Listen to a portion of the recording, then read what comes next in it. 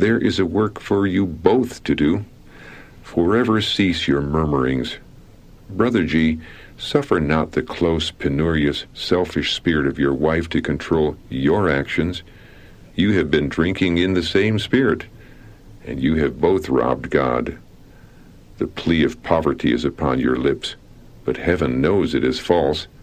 Yet your words will be all true. You will be poor indeed, if you continue to cherish the love of the world as you have done. Will a man rob God? Yet ye have robbed me. But ye say, Wherein have we robbed thee? In tithes and offerings. Ye are cursed with a curse. Wipe off this curse as far as possible. Brother G, as God's steward, look to him. It is he to whom you are to give account of your stewardship, not to your wife. It is God's means that you are handling. He has only lent it to you a little while to prove you, to try you, to see if you will be rich in good works, ready to distribute, willing to communicate, laying up in store for yourselves a good foundation against the time to come, that ye may lay hold on eternal life. God will require his own with usury. May he help you to prepare for the judgment. Let self be crucified. Let the precious graces of the Spirit live in your hearts. Turn out the world with its corrupting lust. Love not the world, neither the things that are in the world. If any man love the world, the love of the Father is not in him. If your profession is as high as heaven, and yet you are selfish and world-loving, you can have no part in the kingdom with the sanctified, the pure and holy. Where your treasure is, there will your heart be also. If your treasure is in heaven, your heart will be there. You will talk of heaven, eternal life, the immortal crown. If you lay up your treasure on earth, you will be talking of earthly things, worrying about losses and gains. What shall it profit a man if he shall gain the whole world and lose his own soul? There is light and salvation for you, if you will only feel that you must have it or perish. Jesus can save to the uttermost.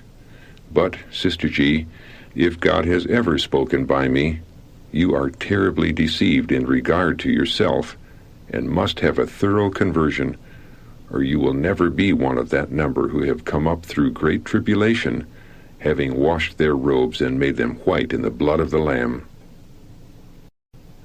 Chapter 7. Flesh Meats and Stimulants. Dear Brother and Sister H., I recollected your countenances as being among several that I had seen who need a work accomplished for them before they can be sanctified through the truth. You embraced the truth because you saw it to be truth, but it has not yet taken hold of you. You have not realized its sanctifying influence upon the life. The light has been shining upon your pathway in regard to health reform and the duty resting upon God's people in these last days to exercise temperance in all things. You, I saw, were among the number who would be backward to see the light and correct your manner of eating, drinking, and working. As the light of truth is received and followed out, it will work an entire reformation in the life and character of all those who are sanctified through it. Your business is of a character that is not friendly to an advance in the divine life, but is one that will hinder the growth of grace and the knowledge of the truth. It has a tendency to lower, to debase the man, to make him more animal in his propensities. The higher powers of the mind are overpowered by the lower. The brutish part of your nature governs the spiritual.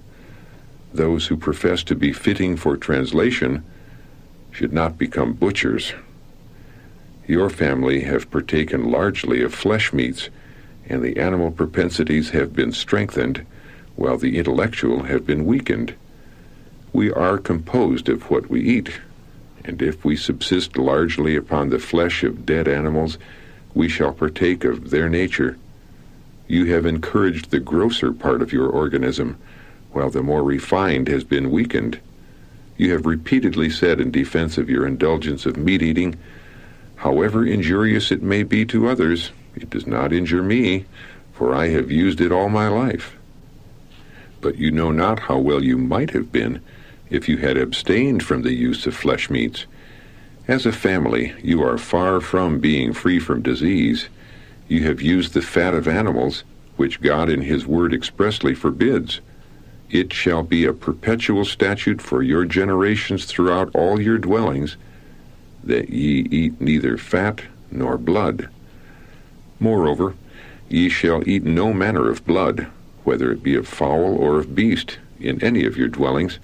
Whatsoever soul it be that eateth any manner of blood, even that soul shall be cut off from his people. You have flesh, but it is not good material.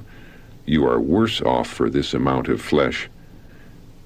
If you should each come down to a more spare diet, which would take from you 25 or 30 pounds of your gross flesh, you would be much less liable to disease. The eating of flesh meats has made a poor quality of blood and flesh. Your systems are in a state of inflammation, prepared to take on disease. You are liable to acute attacks of disease and to sudden death because you do not possess the strength of constitution to rally and resist disease. There will come a time when the strength and health you have flattered yourself you possessed will prove to be weakness. It is not the chief end of man to glorify his stomach. You have animal wants to be supplied, but because of this necessity, shall man become all animal? You have set your children a table of unwholesome food, cooked in an unhealthful manner.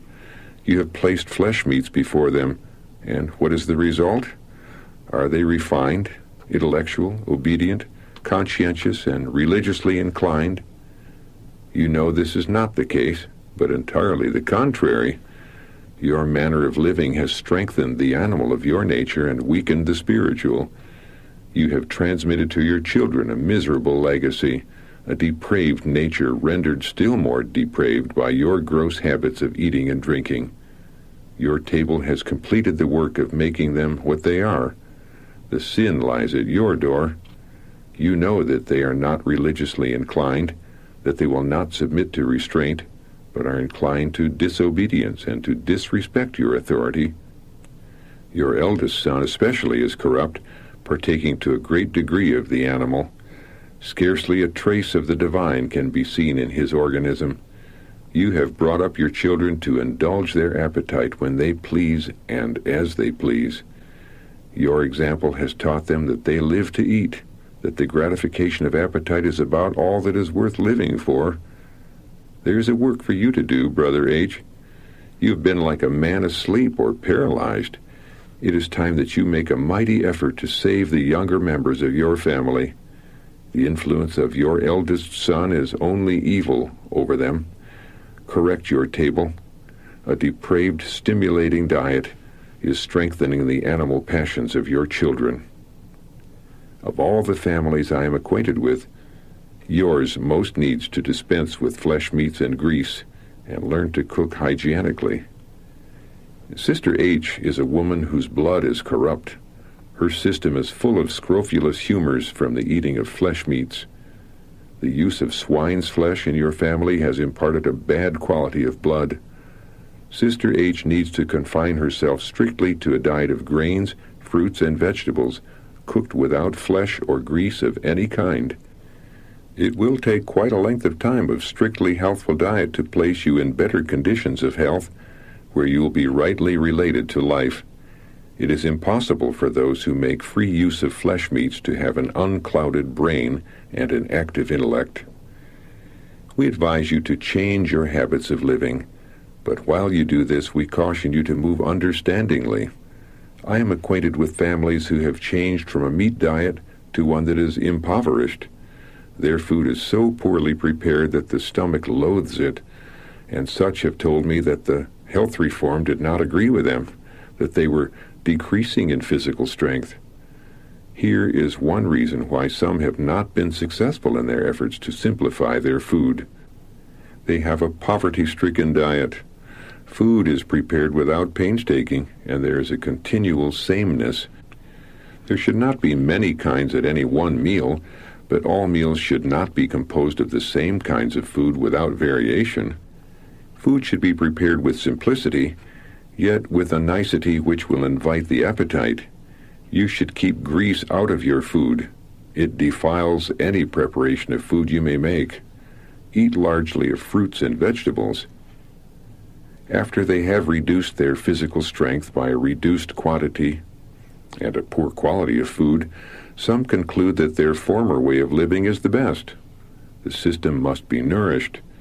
Yet we do not hesitate to say that flesh meat is not necessary for health or strength. If used, it is because a depraved appetite craves it. Its use excites the animal propensities to increased activity and strengthens the animal passions. When the animal propensities are increased, the intellectual and moral powers are decreased. The use of the flesh of animals tends to cause a grossness of body and benumbs the fine sensibilities of the mind. Will the people who are preparing to become holy, pure, and refined, that they may be introduced into the society of heavenly angels, continue to take the life of God's creatures and subsist on their flesh and enjoy it as a luxury? From what the Lord has shown me, this order of things will be changed, and God's peculiar people will exercise temperance in all things. Those who subsist largely upon flesh cannot avoid eating the meat of animals which are to a greater or less degree diseased. The process of fitting animals for market produces in them disease, and fitted in as healthful manner as they can be, they become heated and diseased by driving before they reach the market. The fluids and flesh of these diseased animals are received directly into the blood and pass into the circulation of the human body, becoming fluids and flesh of the same. Thus humors are introduced into the system, and if the person already has impure blood, it is greatly aggravated by the eating of the flesh of these animals. The liability to take disease is increased tenfold by meat eating. The intellectual, the moral, and the physical powers are depreciated by the habitual use of flesh meats. Meat eating deranges the system, beclouds the intellect, and blunts the moral sensibilities. We say to you, dear brother and sister, your safest course is to let meat alone. The use of tea and coffee is also injurious to the system. To a certain extent, tea produces intoxication. It enters into the circulation and gradually impairs the energy of body and mind. It stimulates, excites, and quickens the motion of the living machinery, forcing it to unnatural action, and thus gives the tea drinker the impression that it is doing him great service, imparting to him strength. This is a mistake. Tea draws upon the strength of the nerves and leaves them greatly weakened. When its influence is gone and the increased action caused by its use is abated, then what is the result? Languor and debility corresponding to the artificial vivacity the tea imparted. When the system is already overtaxed and needs rest, the use of tea spurs up nature by stimulation to perform unwanted, unnatural action, and thereby lessens her power to perform and her ability to endure, and her powers give out long before heaven designed they should. Tea is poisonous to the system. Christians should let it alone. The influence of coffee is in a degree the same as tea, but the effect upon the system is still worse. Its influence is exciting, and just in the degree that it elevates above par, it will exhaust and bring prostration below par. Tea and coffee drinkers carry the marks upon their faces. The skin becomes sallow and assumes a lifeless appearance. The glow of health is not seen upon the countenance. Tea and coffee do not nourish the system. The relief obtained from them is sudden, before the stomach has time to digest them. This shows that what the users of these stimulants call strength is only received by exciting the nerves of the stomach, which convey the irritation to the brain, and this in turn is aroused to impart increased action to the heart and short-lived energy to the entire system. All this is false strength that we are the worse for having. They do not give a particle of natural strength. The second defect of tea drinking is headache, wakefulness, palpitation of the heart, indigestion, trembling of the nerves, with many other evils. I beseech you, therefore, brethren, by the mercies of God, that ye present your bodies a living sacrifice, holy, acceptable unto God, which is your reasonable service. God calls for a living sacrifice, not a dead or dying one. When we realize the requirements of God, we shall see that He requires us to be temperate in all things. The end of our creation is to glorify God in our bodies and spirits, which are His. How can we do this when we indulge the appetite to the injury of the physical and moral powers? God requires that we present our bodies a living sacrifice. Then the duty is enjoined on us to preserve that body in the very best condition of health, that we may comply with His requirements. Whether therefore ye eat, or drink, or whatever ye do, do all to the glory of God. You have a work to do to set your house in order. Cleanse yourselves from all filthiness of the flesh and spirit, perfecting holiness in the fear of God. You should make earnest efforts to discover your errors, and in the fear of God, relying upon His strength, put them away. Dear brother and sister, you need to reform in the matter of order. You should cultivate a love for neatness and strict cleanliness. God is a God of order. He will not sanction slack and disorderly habits in any of His people. In your dress, in your house, in all things, manifest taste and order. We are looked upon as a peculiar people. The dress reform is a striking contrast to the fashion of the world. Those who adopt this dress should manifest good taste and order and strict cleanliness in all their attire. The dress should not be adopted unless it is made right and arranged neatly. For we should seek not to disgust unbelievers by carelessness and slackness in our apparel, but should dress modestly with reference to health and neatness, that our dress may commend itself to the judgment of candid minds. You need clear, energetic minds in order to appreciate the exalted character of the truth, to value the atonement, and to place the right estimate upon eternal things. If you pursue a wrong course and indulge in wrong habits of eating, and thereby weaken the intellectual powers, you will not place that high estimate upon salvation and eternal life which will inspire you to conform your life to the life of Christ. You will not make those earnest, self-sacrificing efforts for entire conformity to the will of God, which His Word requires, and which are necessary to give you a moral fitness for the finishing touch of immortality. Chapter 8. Neglect of Health Reform. Dear brother and sister the Lord has shown some things in regard to you, which I feel it a duty to write. You were among the number who were presented before me as backward in health reform. Light has shone upon the pathway in which the people of God are traveling, yet all do not walk in the light and follow as fast as the providence of God marks out and opens the way before them. Until they do this, they will be in darkness.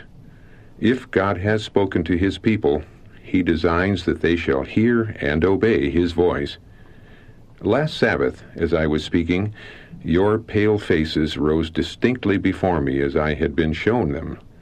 I saw your condition of health and the ailments you have suffered under so long.